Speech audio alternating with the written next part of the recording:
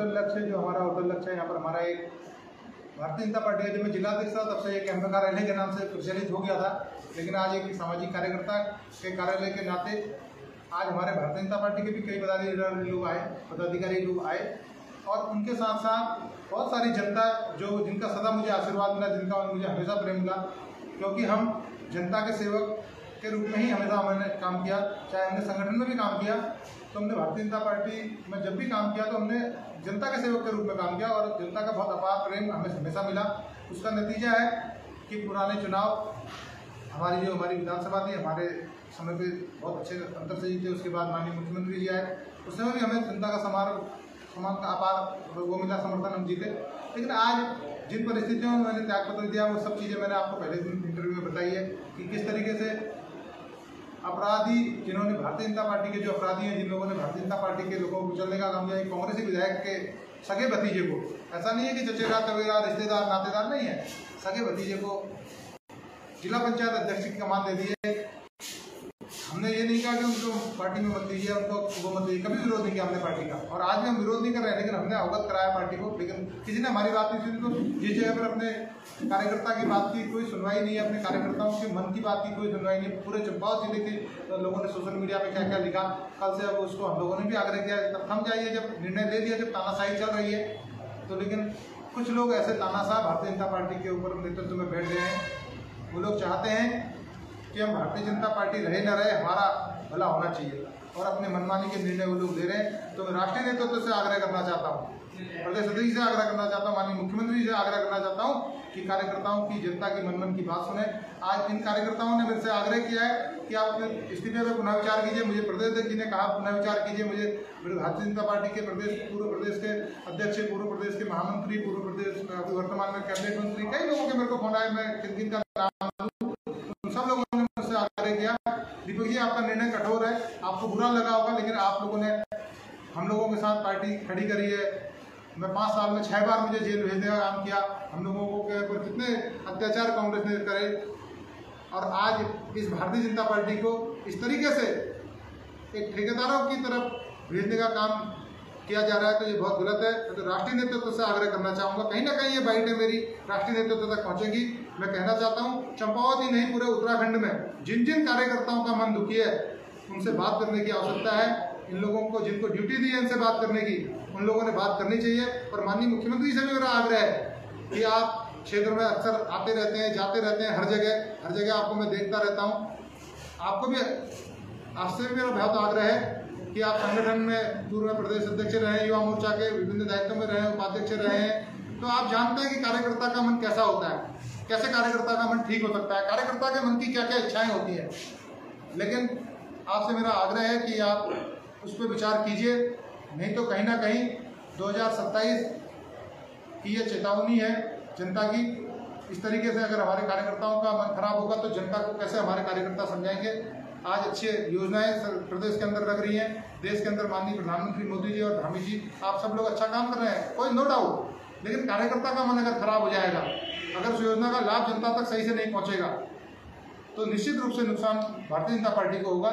इतना कहते हुए मैं आप लोगों का भी बहुत बहुत धन्यवाद दूंगा कि आप लोगों ने यहाँ पर आए, और ये कोई हमारा सुनियोजित कार्यक्रम नहीं था। मैंने सब लोगों के सामने आपके सामने पूछा है, क्योंकि हमारे विरोधी कह रहे हैं कि दीपक पाठक जैसे 10 खड़े कर देंगे। जो आज भारतीय जनता पार्टी को ज्वाइन करे हुए, जिनको 10 दिन नहीं हुए हैं, 6 महीने नहीं हुए हैं, 2 साल नहीं हुए हैं, 1 साल नहीं हुए, वो कह रहे हैं दीपक पाठक जैसे 10 लोग खड़े कर देंगे। कहाँ से लाओगे 6-6 बार जेल जाने वाले दीपक पाठक को, जो पार्टी संगठन के लिए जेल गया, उसका कोई गलत काम नहीं था।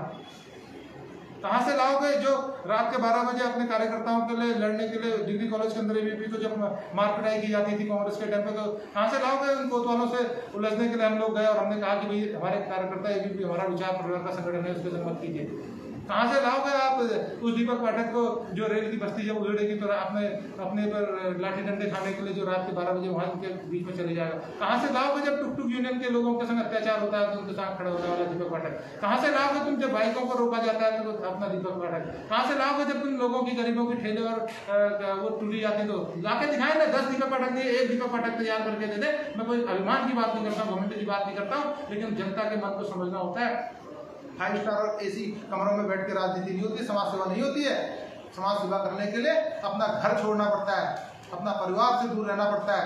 बंगाल के अंदर जाके मैंने भारतीय जनता पार्टी के लिए काम किया। नक्सलवाद जहाँ से शुरू हुआ, नक्सलवाड़ी, वहाँ पर माननीय हमारे अमित शाह जी वहाँ पर आए थे, वहाँ पर जाके हमने काम किया। कहाँ से लाओगे दीपक पाठक जो अपना घर छोड़ के अपने खर्चे से बंगाल के अंदर जाके आपके लिए काम करेगा? कहाँ से लाओगे जो बिहार में जाके विस्तारक के रूप में काम करेगा? 2014 के अंदर जब 1 लाख लोगों ने अपना घर छोड़ा, मोदी जी ने प्रधानमंत्री बनना था, तो नैनीताल के अंदर 1 साल पूरी पदयात्रा करी, दोनों विधानसभाओं के अंदर एक जिले का विस्तारक मुझे बना के भेजा, मैंने वहाँ पर काम किया। कहाँ से लाओगे दीपक पाठक? तुम कितने दीपक पाठक खड़े करोगे? कितने लोगों को आज तक तुमने विस्तारक भेजा? कितने लोगों ने आपके जेल जाके यहाँ पर अपनी भारतीय जनता पार्टी को खड़ा करा? कहाँ से लाओगे ऐसे 10 दीपक पाठक खड़े करने की बात करते हैं ये, जो आज दुर्भाग्य से अपने पैसों के बल पे जो नेतागिरी कर रहे हैं। लेबर नहीं है ये, रोड सड़क बनाना नहीं है ये, कोई पुल बनाना नहीं है ये, अपने झूठे झाटे कागज लगा के अपना सरकार को मूर्ख बनाकर अपना वो करना नहीं है। यहाँ पे जनता के बीच में जाना पड़ता है, अपना समय देना पड़ता है, अपने घर से दूर रहना पड़ता है। कहाँ से लाओगे दिल्ली के चुनाव में जाकर, वहाँ पे जहांगीरपुरी जैसे इलाके में जाकर घुसपैठी और रोहिंग्याओं के बीच में काम कर भारतीय जनता पार्टी को जिताने वाले दीपक पाठक को इनको विचार करना चाहिए। ये कह रहे 10 दीपक पाठक खड़े कर देंगे, मेरा इस्तीफा स्वीकार करें, मैं तो कहता हूँ प्रदेश नेतृत्व मुझे आज़ादी दे, ऐसे लोगों के संग काम करने से बढ़िया। मेरे तो कहते हैं दीपक पाठक 10 दीपक पाठक तैयार कर देंगे। भारतीय जनता पार्टी के हमारे मुखिया कहते हैं यहाँ पर चंपावत में कि 10 दीपक पाठक तैयार हो जाएंगे, इनका इस्तीफा स्वीकार करिए ना, इनके कहने पर मेरा इस्तीफा स्वीकार, इन्हीं को बना दीजिए दीपक पाठक, बैठा दीजिए यहाँ पर जनता के भी। मैं तो कहता हूँ काम करने वाला होना चाहिए। मैं तो एक बार भी जनता का अगर काम नहीं होगा तो मैं आऊँगा ही नहीं कहीं पर, कहीं पे ना, कभी मैंने किसी का विरोध नहीं करूँगा, कभी नहीं कहूँगा कि ये गलत हो रहा है। हमारी कोई आनंद जाने से लड़ाई है क्या किसी व्यक्ति से? जिला पंचायत अध्यक्ष बने हैं, भारतीय जनता पार्टी ने बना के दिया उन्हें, आज तक किसी को नहीं दिया। उस समय क्यों नहीं वो कर दिया इनको अधिकृत, जिस समय ये कांग्रेस से हमारे कार्यकर्ताओं के संग अत्याचार कर रहे थे, जेल भेज रहे। देखिए ना 50 लोग हैं भाई साहब, प्रत्यक्ष किम प्रमाणन, प्रत्यक्ष का कोई बड़ा प्रमाण नहीं चाहिए। ये 50 लोग हैं, इसमें भारतीय जनता पार्टी का जिला अध्यक्ष है, भारतीय जनता पार्टी का विधायक है, जिला महामंत्री है, उपाध्यक्ष है। ये दिल्ली के लोगों ने देखना चाहिए इन लोगों को जेल भेजने वाला, इनके ऊपर क्रूरता करने वाले व्यक्ति को 1 साल के अंदर यहाँ आने के बाद उनको कर दिया जाता है। ब्लॉक भेज दिया इन्होंने, लोहाघाट का ब्लॉक भेज दिया अपनी जिला पंचायत की अध्यक्ष की कुर्सी के लिए, अपने चाचा के कार्यकर्ताओं के लिए, वहां पर अपने परिवार के लोगों के लिए इन्होंने लोहाघाट में किसी भी कार्यकर्ता को खड़ा नहीं करा। मेहनत है भारतीय जनता पार्टी का जिला संयोजक, भारतीय जनता एबीवीपी का विभाग संयोजक, संघ का स्वयंसेवक, जो वहां पर ब्लॉक प्रमुख की दावेदारी करते हैं, अकेला दावेदार होने के बाद एक कांग्रेसी का जबरदस्ती, जिसके पास नंबर भी नहीं थे, उसको दावेदार बना के इन लोगों के द्वारा भेजा गया। उसके बाद दूसरी सूची में उसका नाम घोषित करना पड़ रहा है इनको। बाराकोट के अंदर पूर्व ब्लॉक प्रमुख है या जो भी है, उन लोगों की दावेदारी यहाँ पर कराने का काम कर रहे हैं। विनीता भटियाल जो एक विस्तारक के रूप में कोई महिला कार्यकर्ता हमारे जिले से बाहर जाती होगी, तो विनीता भटियाल जी है, आज उनको हराने का काम किया। क्यों नहीं जवाब दे रहे हैं उस पर? लोग संगठन के लोगों को जवाब देना पड़ेगा जब कार्यकर्ता अगर फेसबुक या सोशल मीडिया पे बोलने लगा है, नहीं तो कहीं ना कहीं ये खतरे की घंटी है।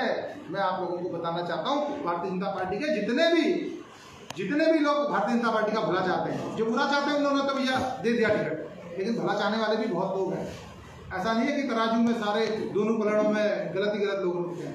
कुछ 10% लोगों ने अपना विचार ऐसा बना दिया है कि पार्टी रहे ना रहे, हम रहने चाहिए। हमारा उद्देश्य ये है, हम रहें या ना रहें पार्टी में, लेकिन हमारी पार्टी रहनी चाहिए, हमारा विचार रहना चाहिए।